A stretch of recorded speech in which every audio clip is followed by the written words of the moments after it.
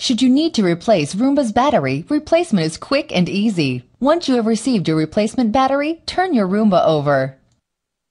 With your Roomba's bottom side up, remove the 4 retaining screws located here.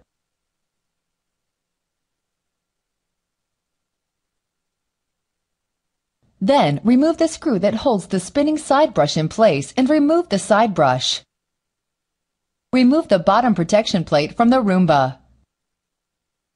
Using the straps, lift the battery out of the Roomba